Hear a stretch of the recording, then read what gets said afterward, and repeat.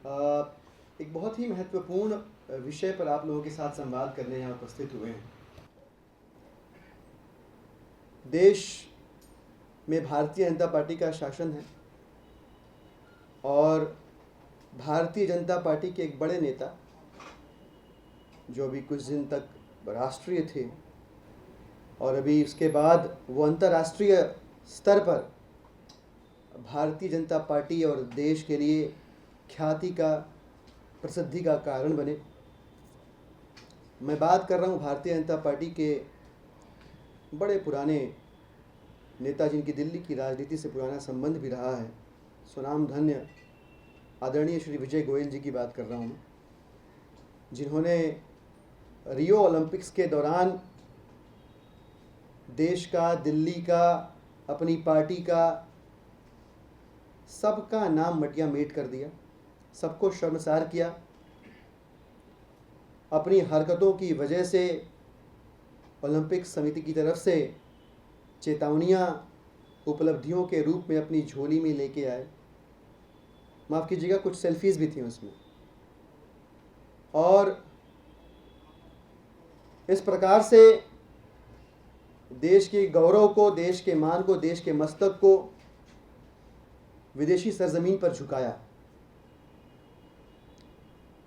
कहते हैं कि किसी व्यक्ति की जैसी प्रवृत्ति होती है, चाहे वो किसी भी रोल में हो, किसी भी रिस्पॉन्सिबिलिटी में हो, किसी जिम्मेदारी में हो, अपनी प्रवृत्ति छोड़ता नहीं है वो। विजय गोयल साहब के साथ भी कुछ ऐसी ही बात है। जहां रहेंगे असत्यता से, भ्रष्टाचार से इनका सतत संबंध बना रहेगा। देश के एक प्रतिष्ठित अखबार में छपी हुई खबर से जो बातें, जो सच सामने निकल कर आया है, वो एक बार फिर से भारतीय जनता पार्टी के नेतृत्व को, उनके नेताओं को कटघरे में खड़ा करता है। मैं बात कर रहा हूं धर्मपुरा इलाके के अंदर अनार वाली गली में विजय गोयल जी द्वारा खरीदी गई एक हेरिटेज बिल्डिंग की, जिस बिल्डिंग को पहले तो विजय गोयल जी ने अपने पद, संगठन के अंदर अपनी शक्ति और पहुंच और प्रभुत्व का इस्तेमाल करके नॉर्थ एमसीडी से सिर्फ उस पर्टिकुलर बिल्डिंग को प्रॉपर्टी टैक्स से एग्जैम्प्ट करवा दिया। और ये एग्जम्पशन जो है 10/8/2016 को हुआ, जिसका नोटिफिकेशन आपके सामने है। यह नोटिफिकेशन साफ साफ कहता है, regarding exemption of conversion charges, parking charges of heritage building on promise number 2293 या 5 है, गली अनार वाली, धर्मपुरा, दिल्ली 6। ये वो नोटिफिकेशन है जो इन तमाम प्रकार की प्रॉपर्टी के ऊपर लगने वाले टैक्सेस से इस बिल्डिंग विशेष को एग्जेम्प्ट करता है। अब एक बहुत ही प्राचीन मुहावरा है जो कहता है, एक झूठ से बचने के लिए 1000 झूठ बोलने पड़ते हैं। एक पाप को छुपाने के लिए यदि आप उसकी स्वीकारोक्ति न करें तो 1000 पाप करने पड़ते हैं। ठीक ऐसा ही कुछ विजय गोयल जी के साथ हुआ कि जब उनको पता चला कि हमारे दबाव में आकर बीजेपी शासित एमसीडी द्वारा जारी किए गए इस नोटिफिकेशन के खिलाफ अंदर ही अंदर विरोध के स्वर उठने लगे हैं, और यह स्वर निश्चित रूप से लंबे समय तक दबे नहीं रहेंगे, बाहर भी आएंगे। तो माननीय विजय गोयल साहब ने, जो भी विवेक उनका है अभी शेष उनके पास, उसके अनुरूप एमसीडी के साथ फिर बैठे, अपनी साजिश, मैं प्लानिंग नहीं कहूँगा, अपनी साजिश को रीअलाइन किया, रिस्ट्रक्चर किया और कहा कि सिर्फ मेरी वाली बिल्डिंग नहीं, इसके अलावा भी जो और बिल्डिंगें आसपास हैं उनको भी इसी प्रकार के टैक्सेस से एग्जैम्प्ट किया जाए। जब ये दायरा बढ़ाया गया तो तकरीबन 700-750 के आसपास की बिल्डिंगें जो है इस पर्व्यू में आ जाती हैं। तो जो दाग एक जगह लगा हुआ था उस दाग को और फैला दिया गया इस विश्वास के साथ कि अब अगर प्रश्न उठेगा तो मैं ये कह के बच जाऊंगा कि सिर्फ मेरा ही एक क्यों, 749 बिल्डिंगें तो और हैं मेरे अलावा, उनको भी ये लाभ दिया गया है। हालांकि ये लाभ पहले नहीं था, पर अब उनके दबाव में, उनके राजनीतिक प्रभाव की वजह से, उनकी राजनीतिक शक्ति की वजह से, और सबसे बड़ी बात यह कि इस प्रकार की गलत काम करते रहने की आदत की वजह से ये एग्जम्पशन उन्होंने उनकी बिल्डिंग को मिल सके, इसलिए ये सारे काम। और उनकी बिल्डिंग में होता क्या है, उनकी बिल्डिंग में जो लाइसेंसेस हैं, रेस्टोरेंट का लाइसेंस है, बार का लाइसेंस है, गेस्ट रूम का लाइसेंस है, और इसके बाद हैंडीक्राफ्ट के जो आइटम्स है वो बेचने की भी अनुमति है इसमें, ज्वेलरी इत्यादि वगैरह भी बेचने की अनुमति इस बिल्डिंग के अंदर, इस हेरिटेज बिल्डिंग के अंदर है। तो एक बाकायदा एक बहुत ही लग्जरियस स्टाइल का एंटीक लुक वाला, हेरिटेज फील देने वाला एक hotel cum restaurant cum shopping complex उन्होंने उसको बना दिया। इंटरेस्टिंग इन सारी चीज़ों में यह है कि बीजेपी शासित एमसीडी जो फंक्शनली तो कोलैप्स है, फिनेंशियली भी कोलैप्स है, और विश्व की 10 भ्रष्टतम संस्थाओं की यदि कोई सूची बने, मुझे विश्वास है एमसीडी अपने नैसर्गिक प्रतिभा की वजह से और एमसीडी को के अंदर होने वाले बदलाव में उनके योगदान की वजह से इस लिस्ट को टॉप करेगी। ये नॉर्थ एमसीडी लगभग 2700 करोड़ रुपए के कैश क्रंच से गुजर रही है, लगभग 2700 करोड़ रुपए के कैश क्रंच से गुजर रही है। एमसीडी के पास सफाई कर्मचारियों को देने के लिए तनख्वाह नहीं है, एमसीडी के पास पर्याप्त रूप से चिकनगुनिया, डेंगू, इनकी रोकथाम करने के लिए फंड नहीं है जो उनका ऑब्लिगेटरी फंक्शन है।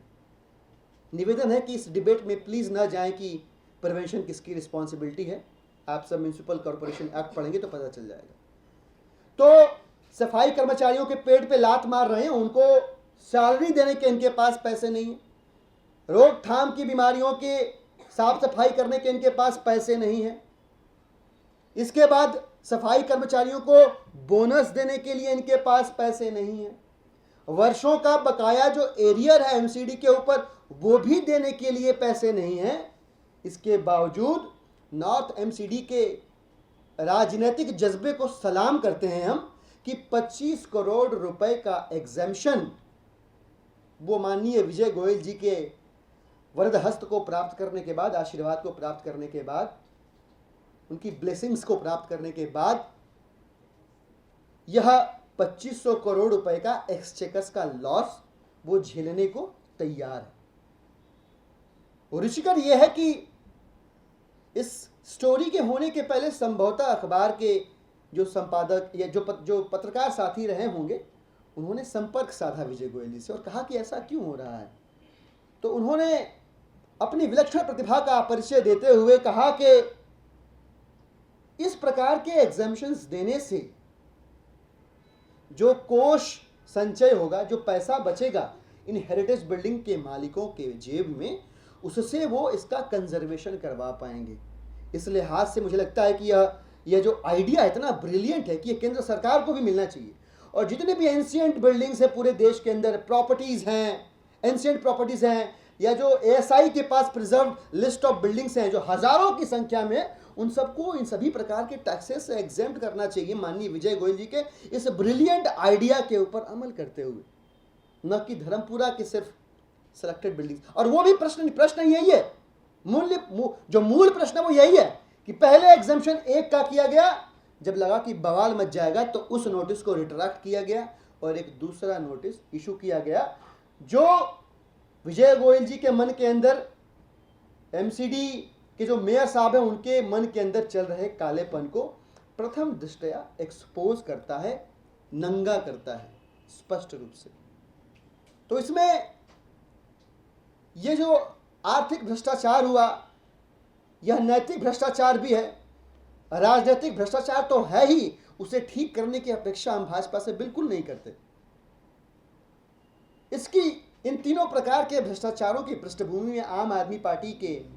दो सामान्य से प्रश्न है, जिसका उत्तर भाजपा से कम कभी न मिलने की उम्मीद है। पर सवाल पूछते रहना जो लोग लोकतंत्र का हिस्सा हैं, इस चुनावी लोकतंत्र का, राजनीतिक लोकतंत्र का हिस्सा है, उनकी जिम्मेदारी बनती है। पहला प्रश्न यह है कि भारतीय जनता पार्टी के नेता विजय गोयल साहब ने स्वलाभ के लिए, अपने हित को साधने के लिए, अपने प्रभाव का दुरुपयोग करते हुए, पद का दुरुपयोग करते हुए बीजेपी शासित भ्रष्टतम एमसीडी की तरफ से इस प्रकार का नोटिफिकेशन इशू करवाया, पहला नोटिफिकेशन जो इशू करवाया, जिससे उनको आर्थिक लाभ हुआ, और इसके बाद दूसरा नोटिफिकेशन इशू करवा के इस लाभ को प्रोरेट करने की कोशिश की गई 750 घरों में, जिससे कि एक्सचेकर्स को 25 करोड़ रुपए का नुकसान हुआ। यह एक आर्थिक भ्रष्टाचार का मामला तो न्यूनाति न्यून कम से कम है। लिहाजा इस आर्थिक भ्रष्टाचार की स्वतंत्र रूप से जांच हो, इस पूरे प्रकरण का हम उम्मीद करते हैं कि भ्रष्टाचार निरोधी शाखाएं जो देश के अंदर हैं, दिल्ली के अंदर हैं, संज्ञान लेंगी, त्वरित कार्रवाई करते हुए इस मामले की जांच की शुरुआत करेंगे, और भाजपा के शीर्ष नेतृत्व को भी इसमें रुचि लेते हुए पहल करनी चाहिए। उन लोगों को जो अपने आप को भ्रष्टाचार के खिलाफ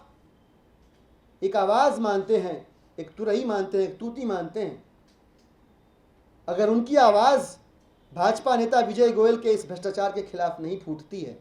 तो हम मानेंगे कि उनका भी योगदान है, कहीं ना कहीं एक हिस्सा इसका उन तक भी पहुंच रहा है।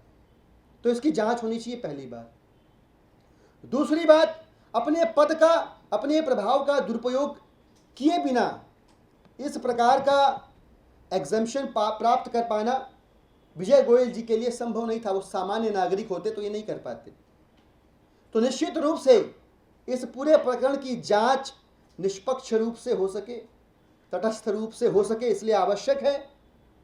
कि विजय गोयल साहब सांसद के पद से इस्तीफा दें,